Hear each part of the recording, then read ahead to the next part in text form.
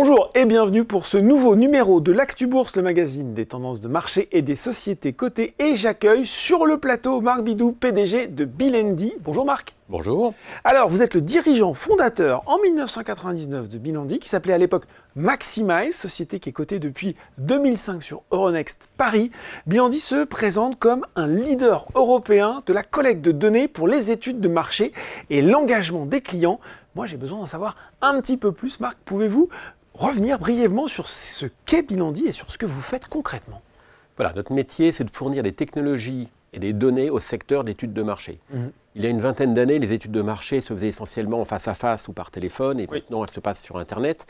Et donc il y a besoin d'énormément de plateformes informatiques, logiciels, ce que nous fournissons, et de données pour les instituts d'études, les cabinets de conseil qui vont acheter ces données. C'est-à-dire qu'on a constitué progressivement depuis une quinzaine d'années des panels dans plus de 13 pays d'Europe. On a 2,5 millions d'Européens dans nos panels, qui nous permet d'aller les solliciter pour répondre à des enquêtes et fournir les datas à nos clients, instituts d'études ou cabinets de conseil. Bon, c'est très clair sur ce métier. La grande actualité de Bilendi, c'est l'annonce récente par votre groupe d'une nouvelle version de votre plateforme qui s'appelle Bilendi Discuss, qui est alimentée par l'intelligence artificielle. Avant de nous présenter ce qu'est Bilendi Discuss, pouvez-vous nous expliquer quel sera justement l'impact de l'IA sur les études de marché et quelle est la stratégie de Bilendi au regard de l'IA? C'est le thème du moment, Marc. Alors vous savez, l'intelligence artificielle, on en parle depuis longtemps, 5 ans, 10 ans, et nous en faisons depuis un certain temps, mais il y a eu vraiment une rupture le 30 novembre 2022 quand ChatGPT a été lancé, avec ces nouveaux modèles qu'on appelle de LLM, Large Language Model, et qui ont fait un saut drastique dans le potentiel à travers l'IA. Donc quel est l'impact sur le secteur des études de marché? Donc, comme je le disais, les études de marché, ça consiste à collecter des données, que ce soit des chiffres ou des réponses à des questions quantitatives ou des réponses plus verbales. Qu'est-ce que vous pensez de la politique de tel président? Avez-vous l'intention d'acheter tel type de produit et pourquoi, etc. Donc, il faut analyser ce qu'on appelle les verbatims du texte. C'est parfois long et compliqué. C'est très long, très fastidieux. Et les LLM, ces nouveaux modes d'IA, s'appliquent parfaitement. Donc, LLM, c'est pour Large Language Model. Voilà, tout à fait. Et donc, on a défini une stratégie par rapport à ça, et on intègre l'intelligence artificielle dans notre stratégie à 3 dimensions. Tout d'abord, on a lancé une plateforme. Notre objectif, c'est d'avoir une plateforme d'études qui soit totalement supportée par de l'intelligence artificielle, Bilendi Discuss, et on va y revenir. Deuxième axe de stratégie, c'est toute une série de produits très informatisés pour les études qui vont être lancés dans les mois qui viennent. Et enfin, on va évidemment utiliser l'intelligence artificielle pour nous-mêmes, pour améliorer la manière dont on travaille en termes de rapidité, d'efficacité, etc. C'est moins visible à l'extérieur, mais ce sera aussi tout essentiel pour la société. Bon, quand on vous écoute, on sent tout le potentiel qu'il y a justement dans le secteur. Il faut qu'on parle donc de Bilendi Discuss. Il va falloir que vous nous expliquiez l'apport de l'IA dans cette solution. Et c'est vrai, Marc, ça ne va pas vous surprendre, on a l'impression qu'aujourd'hui, toutes les entreprises parlent d'IA, mais c'est sans doute plus pertinent dans votre secteur, j'ai l'impression. Oui, il y a beaucoup de gens qui en parlent, pas autant qui en font, de manière des choses aussi claires et visibles. Et ce qu'on fait à l'intérieur de Bilendi Discuss est totalement visible et avec un effet immédiat. Je vais peut-être revenir 2 minutes pour expliquer ce qu'est la plateforme Bilendi Discuss et les études qualitatives et pour mieux comprendre l'apport de l'intelligence artificielle. Donc Bilendi Discuss, c'est une plateforme où on peut interagir quand on est un chercheur avec des répondants en qui on va poser des questions et ils vont répondre. On va poser des questions plus de texte, ils vont par des propos expliquer pourquoi ils veulent faire ceci, ne veulent pas, qu'est-ce qu'ils pensent de tel produit, etc. Mais ils peuvent aussi répondre à des questionnaires quantitatifs avec des petits clics sur des boutons. Voilà. Donc ça, c'est le mode d'interaction. On peut interagir dans toutes les langues. On supporte plus de 50 langues. Donc vous pouvez gérer un projet en 5 langues. Vous êtes français, vous parlez français. Et les répondants vont le voir en italien, en espagnol et en allemand. Et vous allez voir les réponses traduites instantanément dans votre langue à vous. C'est très puissant. Et ils peuvent répondre par du texte. Et ils peuvent répondre par de la voix qui va être convertie en temps réel en texte, par des photos, par des vidéos. Et on peut demander de dire quel yaourt vous consommez, mais on peut aussi demander de prendre une photo de son réfrigérateur. Et en temps réel, on va reconnaître s'il y a des yaourts, du lait et des œufs, et la marque des yaourts et la marque de lait. Multimédia interactif, c'est très puissant. Donc tout ça, c'est pour collecter les données. Et on voit qu'on collecte énormément de données et qu'il faut les analyser et le mode de collecte. Donc comment se passe un projet de manière synthétique?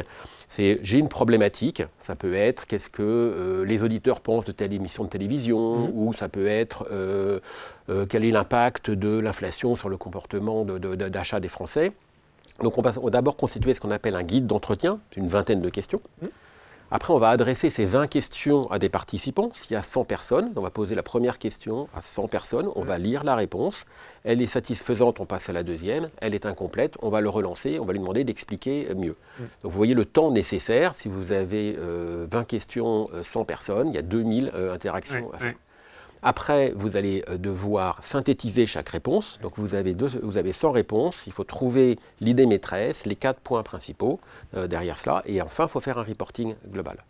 Donc qu'est-ce qu'on a apporté en termes d'IA? Donc ce qu'on a annoncé la semaine dernière, c'est donc à travers notre IA qu'on appelle Barry, Bilendi Artificial Research Intelligence. Barry peut prendre en charge la modération. C'est-à-dire qu'on pose la première question, automatiquement Barry va lire la réponse du participant. Si elle est satisfaisante, on passe à la deuxième. Si on voit qu'il n'a pas été jusqu'au bout, on le relance. Mais pas avec la question « mais encore, qu'est-ce que vous voulez dire ?» On va complètement s'intégrer la problématique de l'étude, voir les éléments qui ont été donnés, arguments, ça, et lui dire « mais est-ce que vous pouvez creuser tel point que vous avez mentionné, ça nous intéresse, etc. » Donc c'est extrêmement puissant et on a comparé par rapport à des humains, c'est de très très très haut niveau en termes de relance, ce qui permet d'avoir plus de contenu de la part des participants. Et on voit le temps gagné. Gain de temps, c'est ce que j'allais dire aussi. Fabuleux. Eh oui. Parce que gérer 20 questions sans répondant, ça peut prendre une semaine de travail. Et donc, vous sauvez une semaine de travail. Et quand vous avez un salarié, quelque part, il ne travaille pas 24 heures sur 24, il dort de temps en temps. Et donc, les répondants, de temps en temps, n'ont pas la modération instantanée. Et la modération aura lieu le lendemain. Donc, très fort apport de la modération. Et ça rejoint une autre brique d'intelligence artificielle qui a déjà été lancée il y a 6 mois, donc le mois de juin dernier, qui fait toute l'analyse. C'est-à-dire par question, on va prendre les 100 réponses et Barry va faire la synthèse et expliquer pourquoi. Et après, va aller chercher les 5 idées maîtresses qui ont été les messages qui ont été envoyés à travers toutes les réponses, va dire qu'est-ce que les gens ont voulu dire, pourquoi, et en parallèle va mettre les citations des répondants sur lesquelles il s'est fondé pour aller trouver les 5 idées maîtresses. Ce qui est très long, quand vous devez lire 100 réponses à une question et en faire une synthèse, ça vous demande facilement une demi-journée ou une journée de travail, ce que Barry va faire en quelques minutes. Bon, de l'avantage qualitatif, de l'avantage quantitatif, évolution majeure quand je vous écoute, Marc. Est-ce qu'il y en aura d'autres sur cette plateforme dans l'année à venir? Et si oui, j'ai envie de savoir pour répondre à quels besoins finalement? Alors, on va finir toute la chaîne. Donc, aujourd'hui, on est capable de modérer et de synthétiser les propos des participants. Il manque 2 briques. La construction du guide d'entretien. Donc, c'est quelque chose qui sera prêt à la fin du premier semestre. Donc, vous pourrez poser la question. Je voudrais savoir ce que les auditeurs ont pensé de la dernière émission de télévision, par exemple. Vous posez cette question, ça suffit.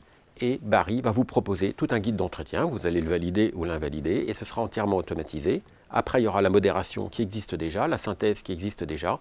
Et en fin d'année, on vous fera une synthèse, un récapitulatif en une dizaine de pages. Donc, vous poserez votre question. Et vous allez répondre à quelques questions supplémentaires qui vous seront posées par Barry pour bien cerner l'objectif. Et vous revenez 3 jours après, votre étude est terminée. Bon, donc tout ça va se passer très vite, tout ça se passe cette année avec des changements majeurs donc, sur cette plateforme.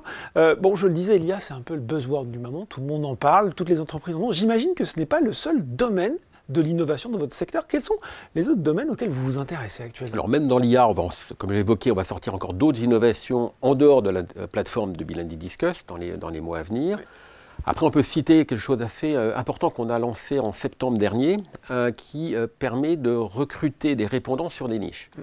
Aujourd'hui, l'industrie des études fonctionne essentiellement sur des panels. C'est-à-dire, c'est ce que nous faisons. Nous avons 2,5 millions d'Européens et qui sont des gens extrêmement qualifiés qui ont accepté de répondre pour des études.